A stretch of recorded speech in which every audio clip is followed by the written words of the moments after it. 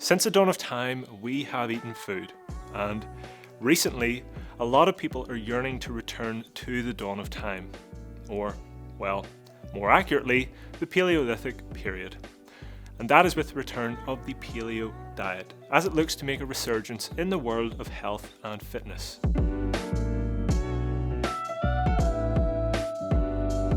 While extreme opinions have become the norm nowadays, I've found that they are even more potent with the Paleo Diet in particular, and that makes it difficult to discern the truth and the facts about the dietary approach itself. So that's our goal for this episode of Nutritionist Explains, to make sense of the Paleo Diet and help you understand what it is, how people follow it, and the positives and negatives of this approach. If you're all about the facts and having a more measured approach to health and fitness, then you'll definitely want to hit the subscribe button and be sure to check out some of the other episodes of Nutritionist Explains, where we tackle all things health and fitness and make it make sense for you.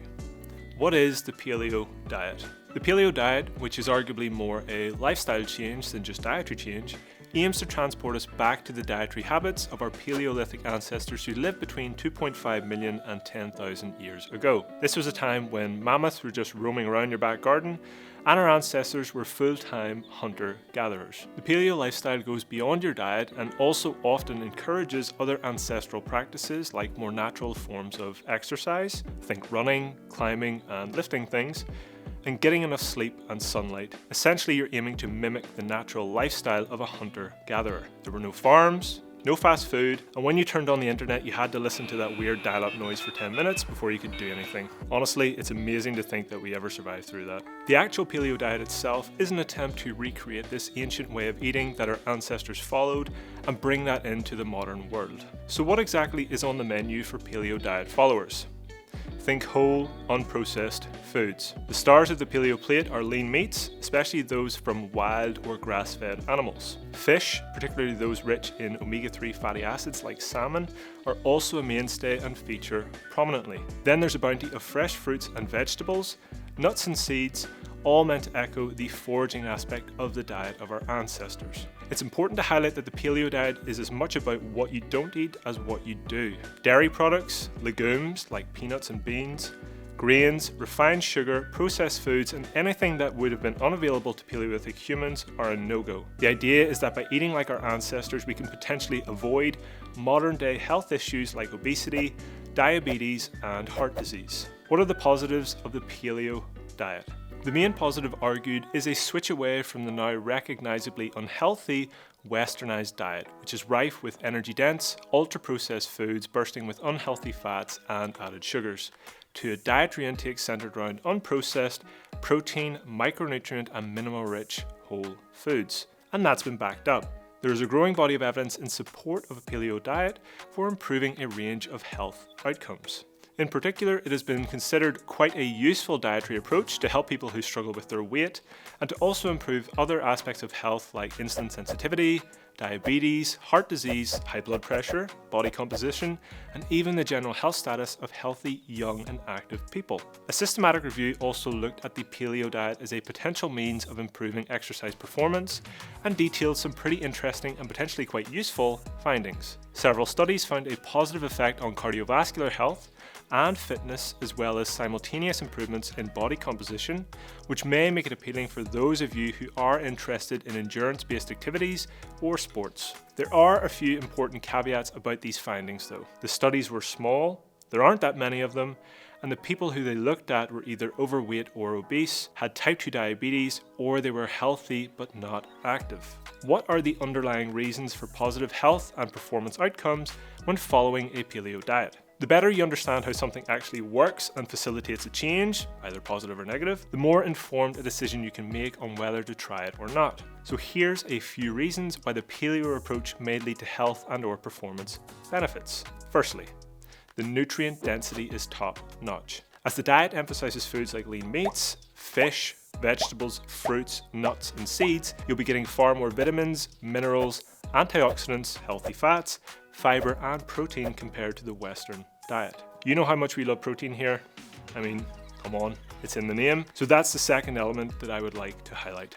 On average, researchers estimate that following the paleo approach will lead to you achieving 35% total energy intake from fats, 35% energy intake from carbohydrates, and 30% from protein. This 30% is double the intake of the Western diet, and we know how great having a higher protein intake is for the likes of weight loss, body composition, performance, and recovery. I believe another element of the paleo diet worth highlighting is moving away from ultra-processed foods rich in added sugars and unhealthy fats to less processed foods with more fiber and health-promoting fats.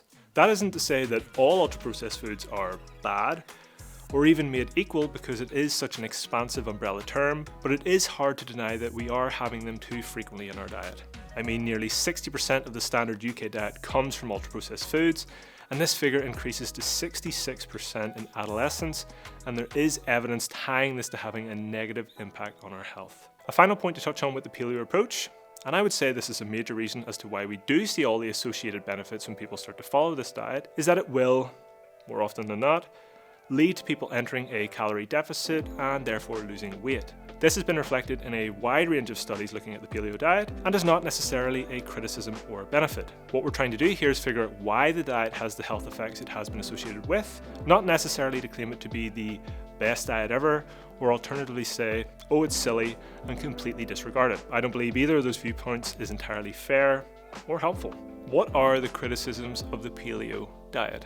Paleo first rose to prominence in the early 2010s, and everyone was bonkers for it to begin with. It was the shiny new thing at that time, and everyone loves the shiny new thing until they see the cracks and the dents in it. Well, paleo followed that trajectory, the same trajectory as many diets, and as the popularity grew, so did the inevitable wave of criticism from those who looked beyond the promises and explored the diet more in depth. At that time, there wasn't the number of studies looking at the paleo diet that we have now, and this left it exposed to criticism while also making it much more difficult to defend. Truth be told, some of the criticisms of back then still hold up today, and are critiques which I still hold myself, although I have to say I'd like to think I have a more fair appraisal and appreciation for the diet now.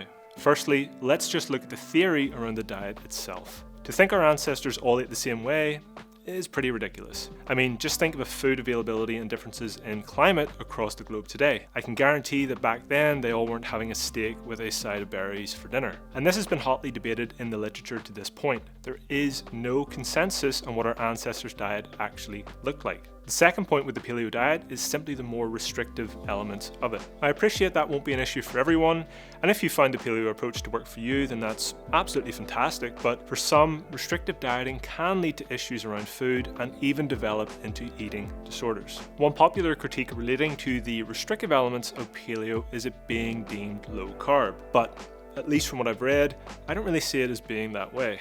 Earlier we touched on the macronutrient ratio breakdown of the diet, and researchers estimated that around 35% of your total energy intake comes from carbohydrates. Hate to break it to you, but that's not low carb, folks. Other criticisms that are associated with the more restrictive elements of the diet are the costs associated with this approach and other groups that it may exclude. The paleo approach isn't necessarily cheap. Given the diet's heavy reliance on animal products and advocating for more organic options where possible, you'll find out very quickly that your shopping bills will increase dramatically. Additionally, given that meat and other animal products are featured so heavily in the diet, it may make it inaccessible or unappealing to vegetarians and vegans, potentially excluding these groups. A final critique would simply be that it might not be the most practical approach in the world. Around the house, and even at work, when you can prep your own food and do your own thing, it's not really going to be much of an issue. I'm thinking more about social events, going to cafes, restaurants, if you're traveling, those sort of circumstances. Paleo may not be altogether practical or feasible here. But again, you may adopt a more flexible approach to it and choose to not restrict yourself to a paleo diet in these scenarios. And honestly, that sounds like a great balance. Does paleo have its flaws? Absolutely. So does every other fixed dietary approach. It's also been shown to be an approach which can have significant benefits to health for those who can follow it for an extended period of time. It's not going to be right for everyone, but no diet is. That doesn't mean it can't be right for some people and have a transformative effect on their health and quality of life. What matters most is understanding how it works, weighing up the pros and cons and how they relate to you and your life, and then making an informed decision on whether it would or wouldn't be an approach to your nutrition worth trying. Hopefully you enjoyed this more balanced look at the paleo diet. Be sure to let us know what you think of it and drop your comments in the comment section below, and don't forget to also let us know of any of the other topics that you'd like for us to cover on Nutritionist Explains.